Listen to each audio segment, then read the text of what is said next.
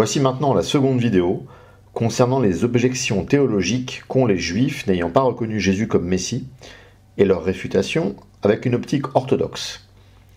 La première vidéo présentait les objections générales et historiques, et il est cohérent de la voir avant si vous ne l'avez pas déjà fait. Bon visionnage. Alors, première objection théologique. Les Juifs ne croient pas en la Trinité, ils croient en un seul Dieu, pas trois. Alors, la Trinité est quelque chose d'infiniment complexe à appréhender, même pour les chrétiens. Ne pensez pas que cela soit simple pour les chrétiens d'articuler le fait que Dieu soit un et qu'en même temps il y ait trois personnes dans cette unité. Nous sommes absolument d'accord avec les Juifs pour dire que le Shema Israël est une prière absolument centrale, ne serait-ce que pour décrire l'unité divine. Shema Israël, Adonai Eloheinu, Adonai Echad. Écoute Israël, le Seigneur notre Dieu, le Seigneur est un. Mais justement, rentrons dans la profondeur des choses un instant. Le Seigneur est Erad, nous dit le Deutéronome. Ce qui déjà peut se traduire également par « Écoute Israël, le Seigneur notre Dieu est le seul Seigneur ». Moïse et tous les prophètes sont soucieux de pousser l'adoration uniquement vers ce Dieu, sans que cela ne dise rien de précis sur lui. Israël doit adorer le Dieu d'Abraham, Isaac et Jacob. Mais revenons sur Erad. Erad dans la Bible ne signifie pas singularité absolue. Prenons les occurrences du mot Erad et regardons ce que nous dit le texte et pas uniquement ce que disent les rabbins qui ont rejeté Jésus. Première occurrence, le premier jour de la création est appelé Erad. Le texte nous dit que ce jour, Yom, est un Yom Erad. Il y a le soir et le matin et ça ensemble, ça fait un jour Echad. Ensuite, on retrouve ce mot au second chapitre de la Genèse pour Adam et Ève. L'homme et la femme se marient et ils deviennent Echad. Donc j'ai un homme plus une femme et les deux ensemble sont Echad. Donc on voit bien dans les deux premières occurrences du mot dans la Bible que Echad ne renvoie pas à une singularité absolue. Les autres occurrences sont du même genre. Dans le livre de l'Exode, Moïse demande à réunir toutes les pièces du tabernacle pour qu'ils deviennent Echad. Donc en tant que juif, par le texte donné par Dieu à Moïse sur le Sinaï, vous êtes appelés à penser de toutes vos forces que Dieu est non pas un, mais Echad. Ne projetez pas vos propres catégories dans le texte. Laissez-le parler par lui-même. Écoutez ce qu'il a à vous dire. Laissez Dieu se présenter à vous. Dieu est un, mais son unité est complexe. Si le texte avait voulu parler d'une absolue singularité, disparaissant à la moindre trace de non-singularité, il aurait utilisé le terme hébreu yachid. Pourquoi voulez-vous que Dieu soit à ce point transcendant et mystérieux en tout, et que son unité soit si simple à appréhender? Vous croyez qu'on peut sérieusement affirmer « Je ne comprends rien à Dieu, mais par contre, son unité, ça va, j'ai bien saisi ». Son unité aussi doit transcender les perceptions et catégories humaines. C'est beaucoup plus logique et cohérent ainsi, vous ne pensez pas? Il est éternel, nous sommes dans le temps. Nous ne pouvons pas penser l'éternité, c'est humainement impossible. Il est infini, nous sommes finis. Nous ne pouvons pas penser l'infini, c'est humainement impossible. Il est transcendant, nous sommes ici sur Terre, dans ce que nous percevons de la réalité. Comment donc se révèle-t-il à nous par rapport à toutes ces différences colossales? C'est ici que les choses deviennent complexes. L'Ancien Testament dit que l'on ne peut pas voir Dieu et pourtant des passages montrent que certains voient des choses. Le Nouveau Testament fait le même genre d'articulation étrange. Jean nous dit que Dieu, nul ne l'a jamais vu et pourtant Jésus dit que si on le voit, lui, on voit le Père. Mais vous me direz, ceci est une approche chrétienne. Vous me direz, vous, chrétiens, vous voyez le pluriel Elohim comme une marque de la Trinité, tandis que nous, juifs, comprenons qu'il s'agit d'une possibilité de la langue hébraïque pour marquer l'importance. C'est vrai, Eloah est la forme singulier d'Elohim, et on peut mettre certains mots au pluriel pour signifier l'importance. Il y a même des mots singuliers qui sont déjà directement au pluriel, tels que panim, qui veut dire visage. Visage en hébreu est un pluriel, ça ne prouve rien, c'est vrai. Dieu, prenant la parole, dit « nous » à plusieurs occasions. Ça ne prouve rien non plus, mais ça commence à faire un bon faisceau d'indices, voire même de preuves. Et surtout, les Juifs, tels que Rabbi Akiva, le fameux rabbin un peu plus tardif que Jésus dans l'histoire, utilisent le concept de Shrina. Qu'est-ce que la Shrina? C'est la présence de Dieu sur terre. Et il y a même des rabbins qui imaginent, dans le monde chassidique, que la Shrina est Dieu tout en étant séparé de Dieu. Dieu est en même temps en haut, dans les cieux, sur son trône, et via sa Shrina, sur terre, avec les malheureux. N'est-ce pas une tradition juive qui fait référence à une unité complexe? Partez de la Shrina et faites-en un homme, et vous comprendrez un peu l'approche chrétienne et surtout son caractère juif et traditionnel. Objection. Voir en Dieu un homme et en un homme Dieu, c'est la définition même de l'idolâtrie. Alors le livre des Nombres dit en 23-19 « Dieu n'est point un homme pour mentir, ni fils d'un homme pour se repentir. Ce qu'il a dit ne le fera-t-il pas? Ce qu'il a déclaré ne l'exécutera-t-il pas ?» De même pour 1 Samuel 15-29. Celui qui est la force d'Israël ne ment point et ne se repent point, car il n'est pas un homme pour se repentir. Donc, en un sens, vous avez raison d'être prudent pour rester fidèle à ce que Dieu demande. Pour saisir la foi chrétienne, il faut écouter ce que dit le Credo, qui en est le magnifique témoignage de foi. Nous croyons que le Fils de Dieu est une personne divine au sein de cette unité complexe, en dehors de l'espace, de la matière et du temps, pré-éternel, comme disent certains théologiens, et que cette personne divine est venue dans le temps, l'espace et la matière, en se revêtant de la chair humaine pour devenir totalement homme, et qu'après un certain nombre de choses sur terre, absolument centrales pour le salut de l'humanité, il est remonté aux cieux et siège éternellement à la droite du Père. Je pense ne pas avoir dévié de la foi des pères en la reformulant de la sorte pour vous montrer que Jésus, bien qu'étant un homme, n'est pas un homme ordinaire. Nous autres, hommes, ne sommes pas également des personnes divines. J'ai montré que l'unité de Dieu est complexe, je l'ai fait depuis la tradition juive. Maintenant, j'aimerais vous montrer que dans cette même tradition, il n'y a rien de scandaleux à proclamer que Dieu a une réalité matérielle, qu'on peut nommer, en étant très prudent et en prenant toutes les précautions nécessaires, corps, et que Dieu a également un esprit. Le Nouveau Testament parle du Fils de Dieu comme étant le reflet de sa gloire et l'empreinte de sa personne. Hébreux 1, 3. Et plus loin, mais il a dit au Fils, « Ton trône, ô Dieu, est éternel. » 1, 8. Ainsi le Fils de Dieu est à la fois le reflet de la gloire divine et à la fois Dieu. En Colossiens 1,15, Paul dit de lui qu'il est l'image du Dieu invisible.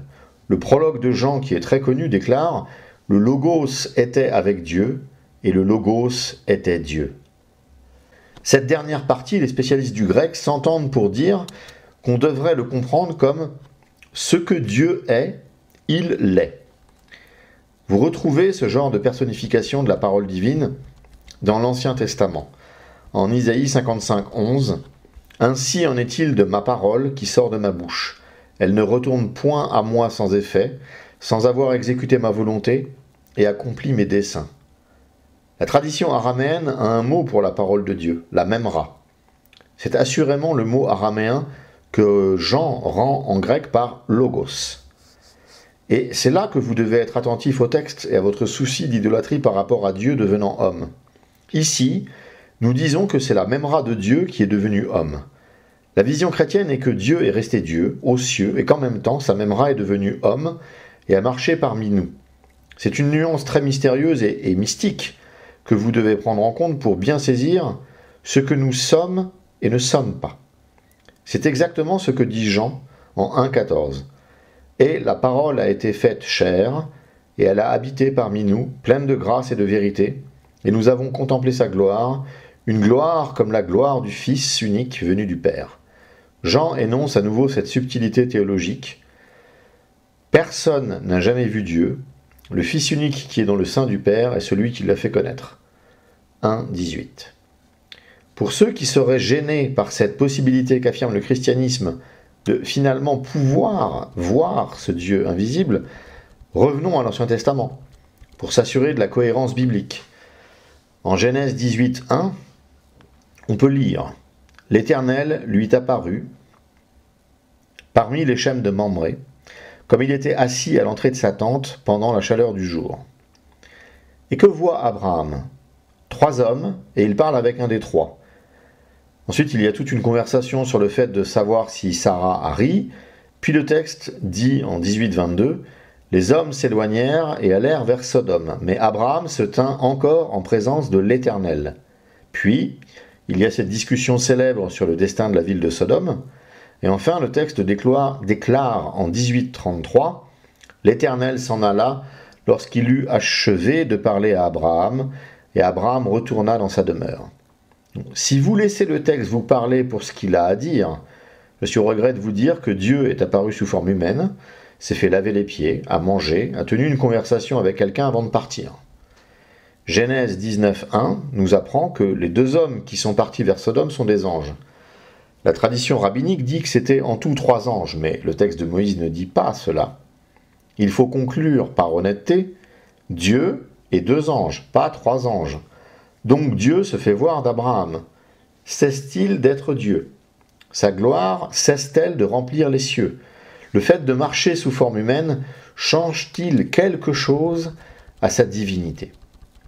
Jacob, après sa lutte contre l'ange, dira qu'il a vu Dieu. Comment cela est-il possible? Et Abraham et Jacob ne sont pas les seuls. En Exode 24, 9-10, Moïse monta avec Aaron, Nadab et Abihu et 70 anciens d'Israël.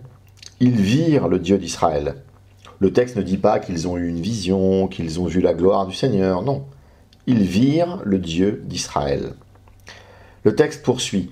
Sous ses pieds, c'était comme un ouvrage de saphir transparent, comme le ciel lui-même dans sa pureté.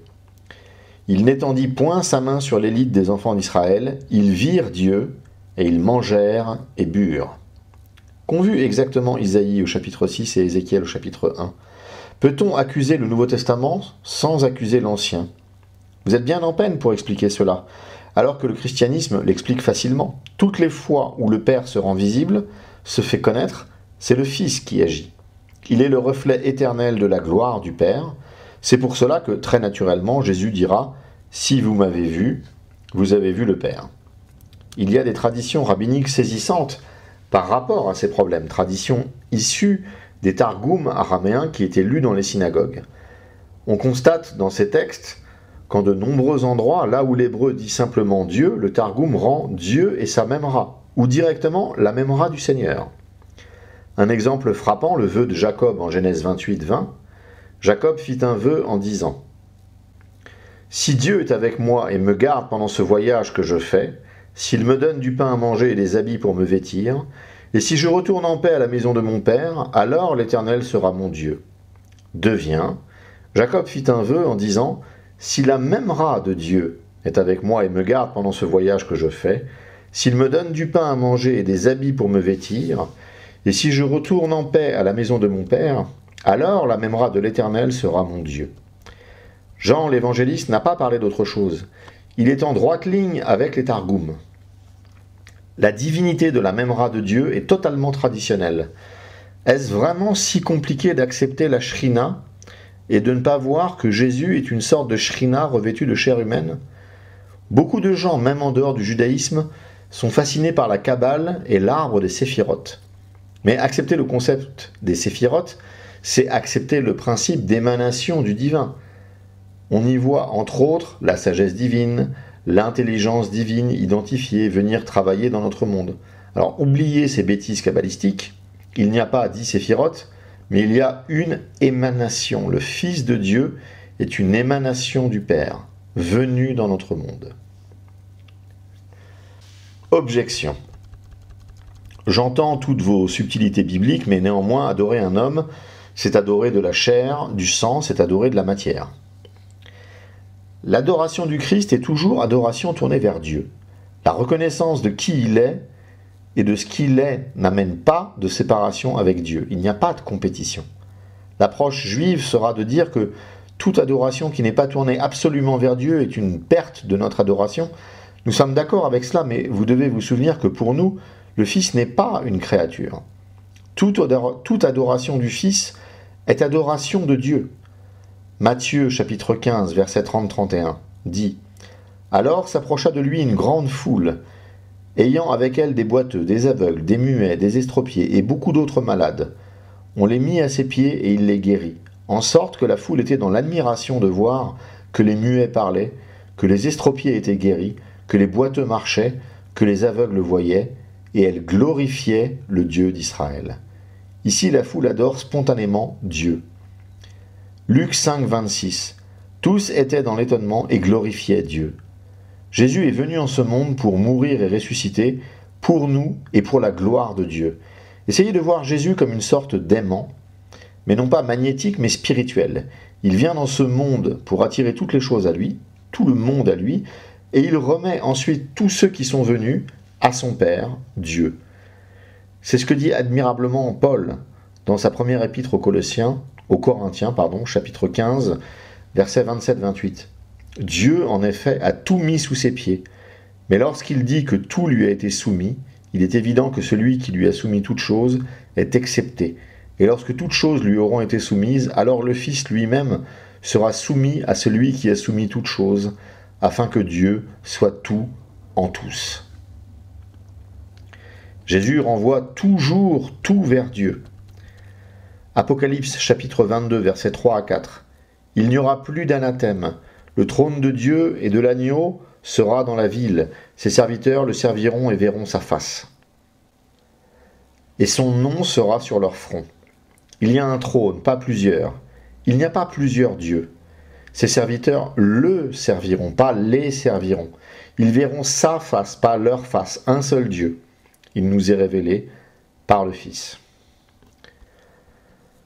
Objection. Vous présentez quelque chose dont est absent le Saint-Esprit.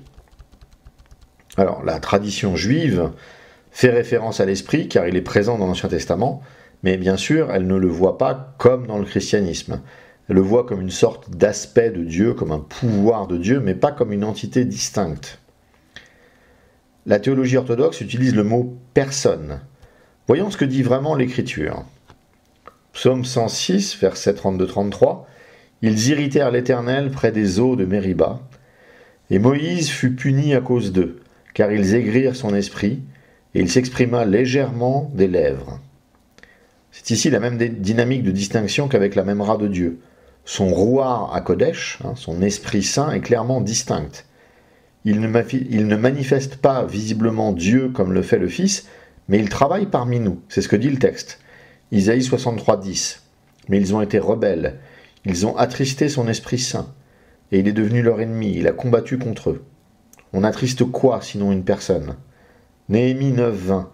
Tu leur donnas ton bon esprit pour les rendre sages.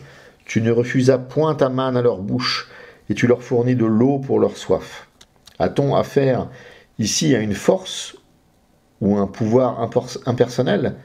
Ce n'est pas ce qu'indique le texte, et pourtant, c'est Dieu qui agit, ce qui fait sens dans le cadre de l'unité complexe dont je fais état depuis le début de ces objections. Pour continuer, la prophétie d'Isaïe, on voit bien cette unité complexe de la divinité. Isaïe 63, 11 à 14. Alors son peuple se souvint des anciens jours de Moïse. Où est celui qui les fit monter de la mer avec le berger de son troupeau? Où est celui qui mettait au milieu d'eux son Esprit Saint? Qui dirigea la droite de Moïse par son bras glorieux? Qui fendit les eaux devant eux pour se faire un nom éternel? Qui les dirigea au travers des flots comme un coursier dans le désert sans qu'ils bronchassent? Comme la bête qui descend dans la vallée, l'Esprit de l'Éternel les a menés au repos. C'est ainsi que tu as conduit ton peuple pour te faire un nom glorieux. Néhémie nous dit que c'est l'Esprit qui réalisait l'instruction. Et le psaume 139 nous dit qu'on ne peut pas échapper à la présence de l'Esprit. Le Fils révèle Dieu, l'Esprit est sa présence agissante dans le monde. Le deuxième livre de Samuel, chapitre 23, verset 2. L'Esprit de l'Éternel parle par moi, et sa parole est sur ma langue. Ézéchiel 11 fait plusieurs fois mention de l'Esprit qui rentre en lui, qui l'instruit, etc. Dans le Nouveau Testament, c'est l'exacte continuité de cela. Il parle, il enseigne, il dirige, il guide. C'est parfaitement semblable, à une grosse exception près. Son activité est très accentuée. C'est ce que le prophète Joël avait annoncé. Joël chapitre 2, versets 28-29. « Après cela, je répandrai mon esprit sur toute chair. Vos fils et vos filles prophétiseront. Vos vieillards auront des songes, et vos jeunes gens des visions. Même sur les serviteurs et sur les servantes, dans ces jours-là, je répandrai mon esprit. La littérature rabbinique n'est pas non plus la dernière pour montrer une sorte de personnification de l'Esprit Saint. Le Talmud a quelques tournures où l'Esprit parle. Rachi, dans son commentaire sur l'Exode, le fait aussi. Le Pirkei de Rabbi Eliezer également. Leviticus Rabbah montre aussi un esprit parlant à Israël au nom de Dieu. C'est fascinant quand même. Leviticus Rabbah montre l'Esprit Saint comme un intercesseur auprès de Dieu, exactement semblable à ce que pose Paul dans son épître aux Romains au chapitre 8, où l'Esprit de Dieu guide les croyants vers Dieu. Dans le Nouveau Testament, l'Esprit anime, oint, emplit, révèle, conduit, comme dans l'Ancien Testament. Le roi Messie rend infiniment plus fort ce qui était là dans l'Ancien Testament. Un esprit plutôt dédié aux prophètes devient maintenant le privilège de tout chrétien. Donné à Moïse et aux anciens, il est maintenant donné à tout croyant. David avait reçu de l'Esprit pour bâtir, et maintenant par Jésus, l'Esprit est donné pour construire l'Église. Rien dans la description de ce que sont l'Esprit et le Fils dans le Nouveau Testament ne contredit tous les enseignements qu'on peut trouver dans l'Ancien Testament à propos de l'Esprit et du Verbe. On n'y expose pas plusieurs dieux, 3 personnes en un seul Dieu, cela reste un seul Dieu, à l'unité complexe. Objection. En ce cas, que répondez-vous à Isaïe 43, 11 ? C'est moi qui suis l'Éternel, et hors moi, il n'y a point de sauveur. Nous n'allons pas chercher de sauveur à l'extérieur, mais justement, vous qui attendez un Messie pour être sauvé, ce verset est bien plus pénible pour vous que pour moi. Car comment un humain va faire pour vous sauver si Dieu dit que seul Dieu sauve ? Votre concept de Messie terrestre, politique ou militaire est une impasse théologique et biblique. Il est bien plus logique que le Messie soit la parfaite image de Dieu dans le monde, n'est-ce pas ? Objection. Malgré toutes ces convergences bibliques, il y a une différence fondamentale. Vous pensez être sauvés par la foi, tandis que nous, juifs, sommes sauvés par nos actions. Alors, c'est une séparation un peu exagérée, parce que nous, chrétiens orthodoxes, ne sommes pas des protestants de la foi seuls. Mais surtout, tout le monde agit par rapport à ce qu'il croit. Personne ne fait quelque chose sans y croire. Même un athée. Dieu demande aux Israélites de lui obéir une fois qu'il leur est apparu. Je suis ainsi, maintenant obéissez-moi. Les actes sont les manifestations de la foi. Vous dites le Shema Israël en y croyant ou comme un robot ? L'épître de Jacques dit qu'une foi sans œuvre est morte. Luther a eu beau dire que l'épître de Jacques était une épître de paille, c'est-à-dire de peu de poids, Luther n'est pas un père de l'Église pour nous. C'est un hérétique fondateur des hérésies protestantes. Jamais l'orthodoxie n'a dit de croire sans agir en conséquence. Objection. Le christianisme a une approche déséquilibrée du sacrifice qui déséquilibre toute votre théologie. Alors, effectivement, le sacrifice d'expiation est central pour nous chrétiens, puisqu'il s'agit du grand pourquoi de la croix. La nécessité de la croix est bâtie sur le sacrifice. Effectivement, le livre des Proverbes, en 21.3, dit « Faire ce qui est bon et juste est plus agréable à l'Éternel que le sacrifice. » Nous sommes bien évidemment d'accord avec ça. Il est mieux de bien agir que de mal agir, et ensuite d'avoir à réparer par un sacrifice. Bien évidemment, il est mieux de ne pas voler que d'avoir à rendre avec les sacrifices adéquats qui sont exigés en réparation. Mieux vaut, et ceci est valable dans le monde profane, ne commettre aucun délit plutôt que d'avoir à répondre de certains actes, ce qui peut aller jusqu'à de la prison parfois. Le premier livre de Samuel 15-22 dit aussi que l'obéissance est meilleure que le sacrifice. Nous sommes bien d'accord. Mais que se passe-t-il lorsque nous sommes trouvés coupables ? Qu'est-ce qui se passe lorsque nos péchés entrent devant le jugement de Dieu ? Comment faire avec notre culpabilité face à son absolue sainteté ? Si vous croyez vraiment qu'on peut flouer Dieu comme un juge qui n'a pas tous les détails de notre vie, qui ne connaît pas nos pensées tordues, nos motivations malades, comment nous nous intoxiquons nous-mêmes avec nos pieux mensonges du type « je ne suis pas une mauvaise personne, j'ai toujours voulu le bien », qui pourrait se faire influencer par un avocat talentueux, qui pourrait tomber sur un procureur moins performant. Il n'y a pas de vice de procédure au ciel. Les riches au ciel ne peuvent pas se payer une légion d'avocats pour se servir des failles de la justice ou de la procédure. Avec Dieu, tout ceci ne marche pas. Avec Dieu, tout va être examiné dans la justice la plus parfaite. La Bible nous dit que l'expiation passe par le sang. Tout le système sacrificiel décrit avec minutie dans la Torah de Moïse nous enseigne ceci. La vision chrétienne est que le sang du Messie est une expiation à tout. La réponse juive classique est la suivante. Les prophètes ont répudié cela, et par les prophètes, c'est bien évidemment Dieu qui parle. Le sacrifice sanglant est périphérique dans la vision divine, qui préfère et de loin tout ce qui est lié à la prière et à l'acte de repentance. Mais ce que les prophètes ont répudié, Jésus n'a pas été le dernier non plus à le pointer, c'est le culte hypocrite. Vous croyez vraiment que les prophètes ont répudié ce que Moïse a reçu et édicté? Bien sûr que non. On doit lire les prophètes à la lumière de Moïse. On doit prendre la Bible, et on parle ici d'Ancien Testament, comme un tout cohérent. Si la Torah décrit un système sacrificiel dégageant une odeur agréable pour l'Éternel, et ceci 28 fois dans Lévitique et Nombre, les prophètes ne vont pas en prendre directement et frontalement l'exact opposé, en déclarant que cette odeur est devenue soudainement odieuse à l'Éternel. Nous n'avons pas un Dieu dont les goûts changent tel un enfant capricieux. Ce qui révulse Dieu est l'hypocrisie qui accompagne le sacrifice. Ce que Dieu vomit est l'attitude des gens persévérant dans le péché, tout en offrant un sacrifice d'expiation. Ceci est la définition même de la relation juridique à Dieu. Voyons quelques versets pour voir l'importance du sacrifice. Exode 5.3. Ils dirent « Le Dieu des Hébreux nous est apparu, permets-nous de faire 3 journées de marche dans le désert pour offrir des sacrifices à l'Éternel, afin qu'il ne nous frappe pas de la peste ou de l'épée. » Si on regarde la Torah selon les sujets abordés et l'importance accordée en termes de longueur, on s'aperçoit que la description de tout le système sacrificiel est la plus longue de toutes, davantage que ce qui peut concerner le Shabbat, l'idolâtrie, les grandes fêtes réunies. Pourquoi une telle longueur, une telle profusion sur le sacrifice? Croyez-vous que Dieu parle en vain, qu'il soit monomaniaque à tort? Exode 30:10 ne dit-il pas: une fois chaque année, Aaron fera des expiations sur les cornes de l'autel, avec le sang de la victime expiatoire. Il y sera fait des expiations une fois chaque année parmi vos descendants.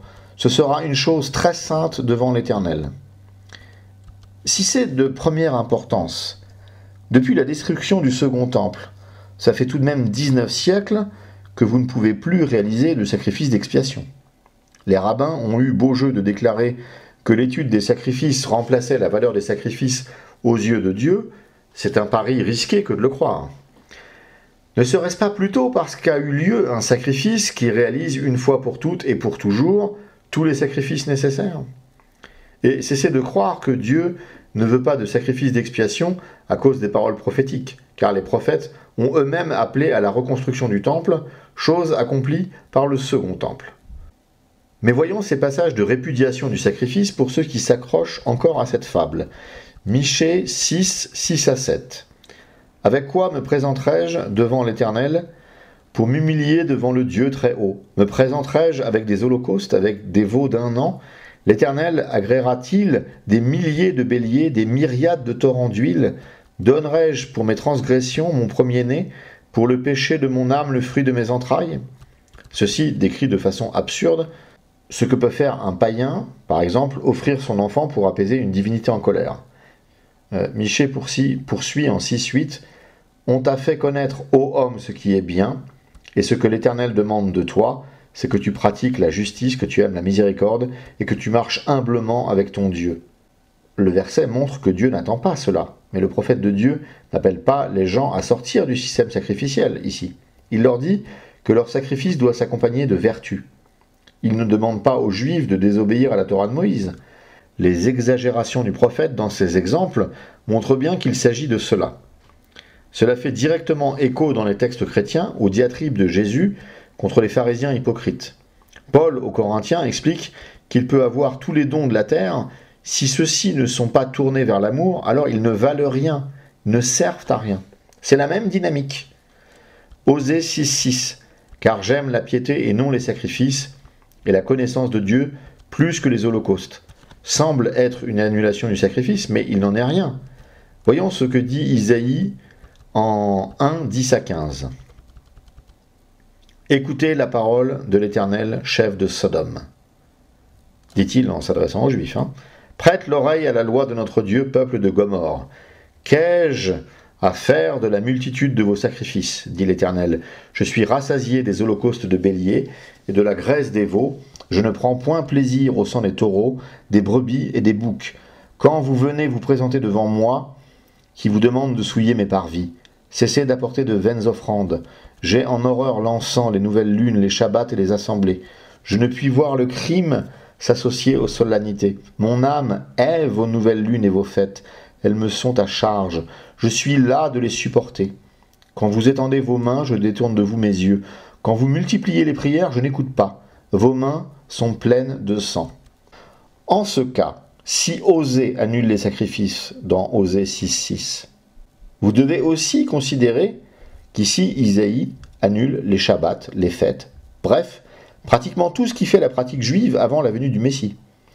Le psaume 51 montre que David a parfaitement compris la dynamique avec laquelle il faut effectuer sa repentance au Seigneur. Après son adultère avec Bethsabée, la femme d'Uri, il sait bien qu'il pourra égorger tout le bétail d'Israël et même du monde, cela ne changerait rien. Un cœur broyé et humilié, Dieu ne le méprise point. Ceci est indispensable, sinon Dieu n'agrée pas le sacrifice. Mais regardez la conclusion qui est absolument évidente. Alors tu prendras plaisir au sacrifice de justice, à l'oblation, aux holocaustes. Alors on offrira de jeunes taureaux sur ton autel. Lorsque l'âme est correctement tournée vers le Seigneur, alors vient le sacrifice, tel que requis par l'Éternel dans la Torah de Moïse. Ce que Dieu met en place dans l'Ancien Testament, c'est un tandem, loi morale, loi sacrificielle. S'il manque un des deux, la réconciliation avec Dieu ne fonctionne pas. Les diatribes d'Amos ou de Jérémie ne sont en rien différentes. Ce sont des rappels à la permanence de ce couple, morale et sacrifice. Osée 14 est souvent utilisé de façon hypocrite, trompeuse et mensongère par les apologistes juifs pour montrer que la prière remplace le sacrifice. Je lis, c'est 14.2. « Apportez avec vous des paroles et revenez à l'Éternel. Dites-lui, pardonne toutes les iniquités et reçois-nous favorablement. Nous t'offrirons au lieu de taureau l'hommage de nos lèvres. » Mais ceci n'est pas la traduction littérale. C'est tellement pas la traduction littérale que la Septante ne mentionne même pas de bœuf, de taureau ou de veau ou ce que vous voulez. Il s'agit littéralement de « nous offrirons les veaux de nos lèvres ». Cela doit se comprendre comme le don des lèvres, c'est-à-dire les prières. Mais les bœufs mentionnés, les veaux mentionnés, ne sont pas ici des dons sacrificiels, mais plutôt une image.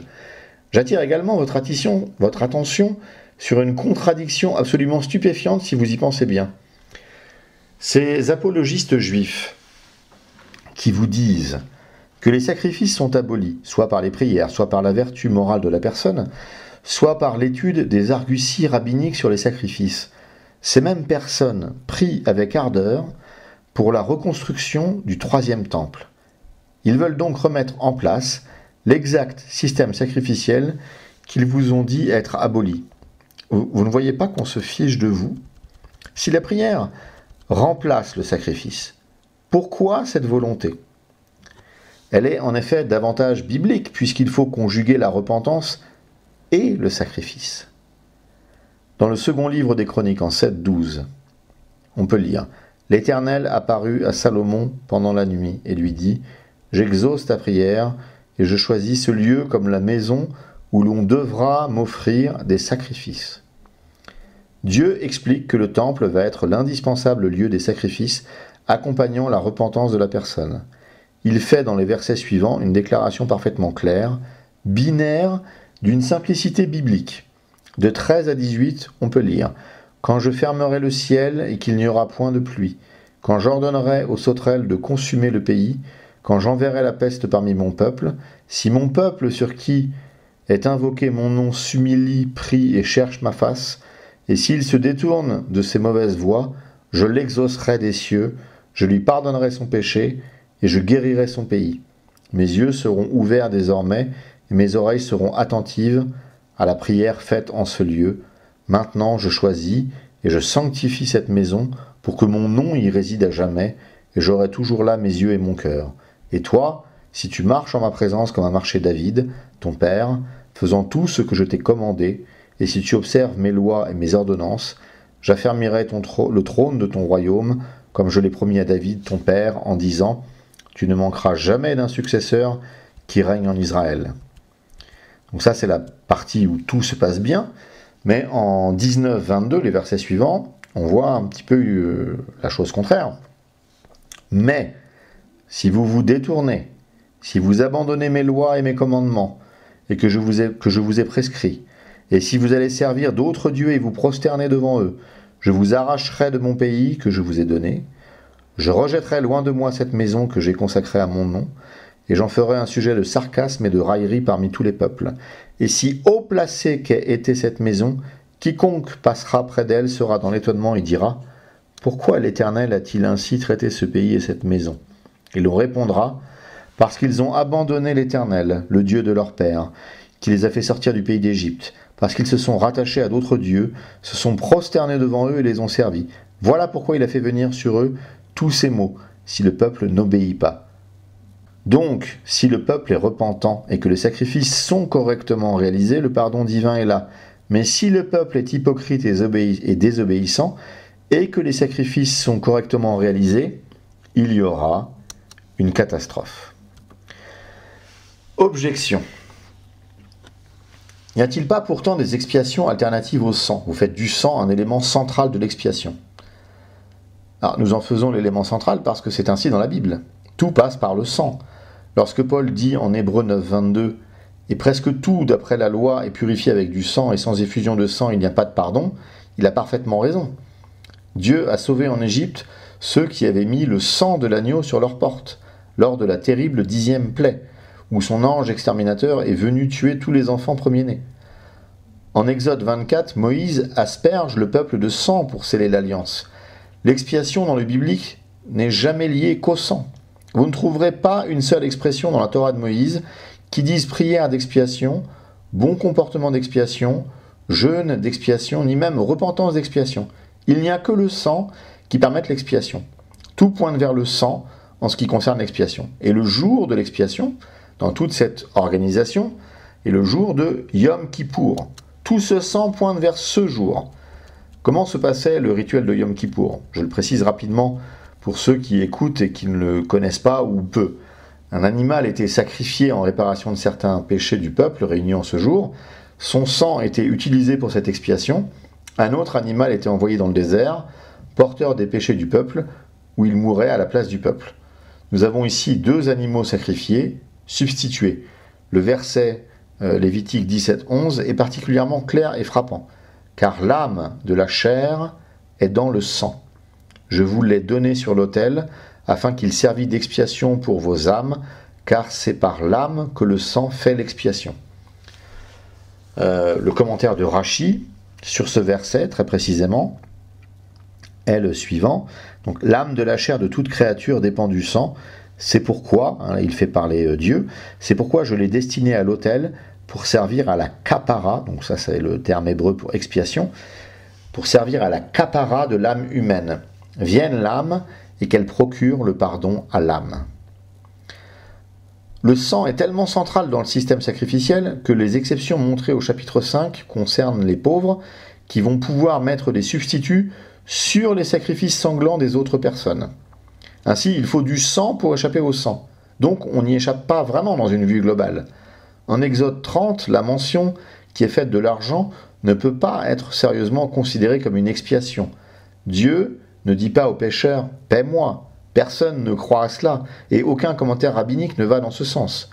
En Nombre 16, lorsque Aaron utilise l'encens pour faire une expiation, les autorités rabbiniques principales elles-mêmes, comme Jacob Milgrom, le grand spécialiste actuel du Lévitique, dit que le verbe « kiper » doit plutôt être traduit comme « apaiser » et certainement pas comme « expier ». Ainsi, il paraît relativement clair qu'il n'existe aucun autre moyen que le sang pour obtenir une expiation. Objection. Quel est le pouvoir d'expiation d'un juste pour quelqu'un d'autre? Si nous admettons tout ce que vous avez dit, la centralité du sacrifice d'expiation par le sang, il s'agit du sang d'un animal. On ne dépend pas du sang d'un homme, même s'il a été le plus juste qui soit. Alors, vous avez raison de vous réjouir que Dieu n'ait pas voulu qu'Abraham sacrifie Isaac. Les Juifs s'en réjouissent et les chrétiens également. Néanmoins, le pouvoir d'expiation donné par la mort d'un juste est central dans le christianisme, mais aussi dans la pensée juive.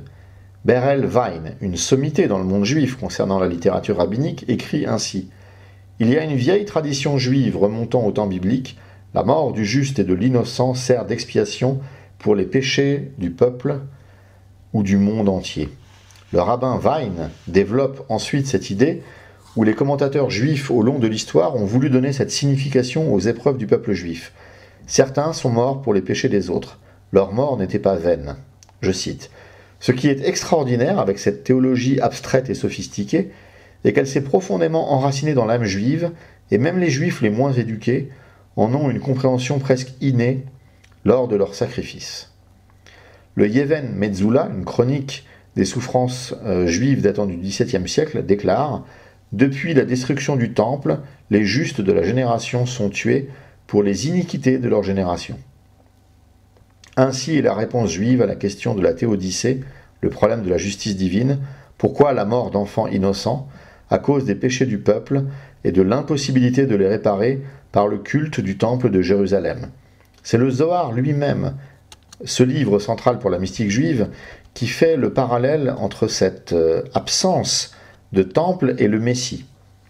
Je cite le Zohar: « Pendant qu'Israël était sur la terre sainte et opérait les sacrifices et rituels dans le temple, toutes les maladies étaient enlevées dans le monde. Maintenant, le Messie fait cela pour les enfants du monde. » On trouve les mêmes mentions sur l'expiation grâce à la mort du juste dans le Talmud ou dans le Midrash Rabbah. Le Zohar cite même un autre passage, Isaïe 53, comme preuve du fait que Dieu écrase le juste pour l'expiation du peuple. Isaïe 53 étant considéré dans la tradition chrétienne comme une des plus frappantes prophéties concernant Jésus. Il est donc très clair de voir que tous ces concepts rabbiniques renvoient exactement à cette idée centrale du christianisme. La mort de Jésus est l'expiation du monde entier. Ces considérations ne sont pas des spéculations postérieures, mais elles remontent même à la Bible. Nombre 35 montre comment la mort du grand prêtre peut aider celui qui vit dans des villes refuges. Ainsi, ce concept d'expiation par la mort du juste est à la fois complètement juif et complètement chrétien. Le Talmud est même dépositaire de déclarations montrant que la souffrance du juste, et non sa mort, sert aussi d'expiation au monde. On trouve la déclaration la plus frappante dans le traité Souka à la page 45b. Je cite: « Et Hizkia dit que Rabbi Yirmeya dit au nom de Rabbi Shimon Bar Yochai: « Je suis capable d'absoudre le monde entier pour le jugement des péchés commis depuis le jour de ma création jusqu'à maintenant. Le mérite acquis par sa justice et la souffrance qu'il a endurée expie les péchés du monde entier.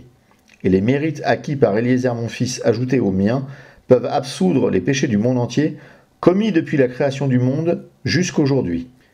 Et les mérites du juste roi Jotam, fils d'Ouzia, ajoutés aux nôtres, peuvent absoudre les péchés du monde entier depuis sa création jusqu'à sa fin. La justice de ces trois contrebalance tous les mauvais actes commis au travers des générations et permet que le monde continue. » Alors, dans la perspective chrétienne, ces déclarations sont très arrogantes. Ces hommes étaient des pécheurs, mais ceci montre que la mort et la souffrance du juste servent d'expiation.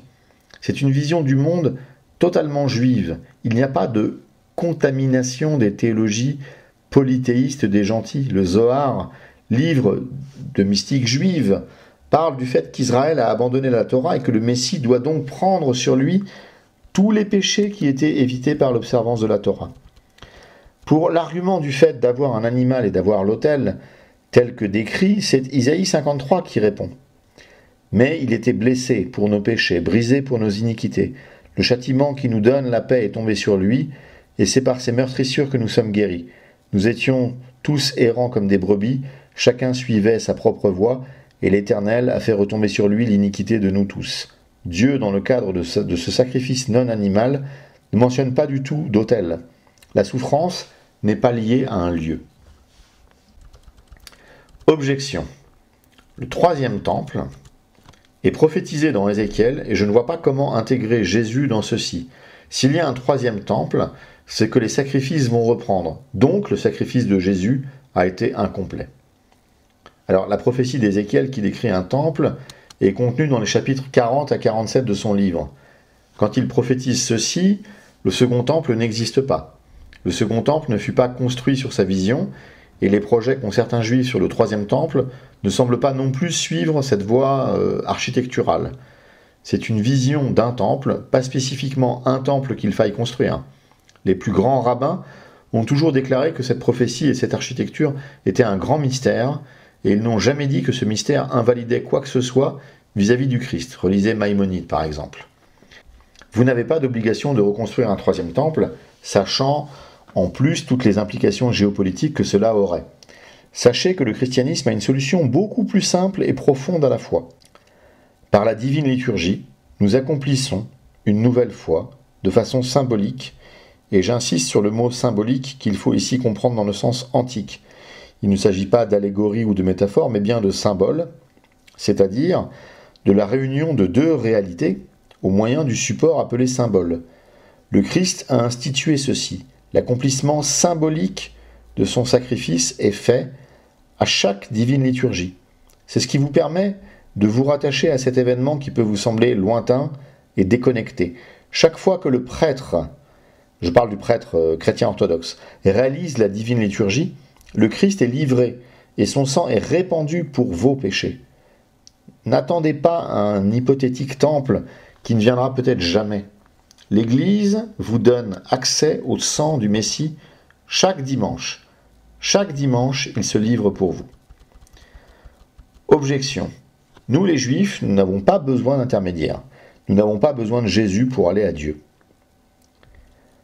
Alors pourquoi aviez-vous besoin d'un grand prêtre? Pourquoi aviez-vous des prêtres? Pourquoi aviez-vous des Lévites? Ils accomplissaient des choses que vous ne pouviez pas faire en relation avec Dieu, n'est-ce pas? Pourquoi Moïse fut-il le seul à pouvoir parler à Dieu et les autres avaient peur de mourir s'ils faisaient de même? N'a-t-il pas servi d'intermédiaire? Les prophètes ne recevaient-ils pas les messages de Dieu que vous et moi ne recevons pas? Il s'agit bien d'intermédiaire ici, non? Toute cette théologie de la relation directe à Dieu est vraie, mais seulement sur un certain nombre de points. Il ne faut pas croire que parce que vous pouvez prier Dieu directement, alors tout de votre relation à Dieu devient direct sur le même mode. Vous allez bien demander des conseils de comportement et d'observance aux rabbins, non? Eh bien, nous vous proposons de maintenant passer par le rabbin, le prêtre, le prophète, Jésus de Nazareth.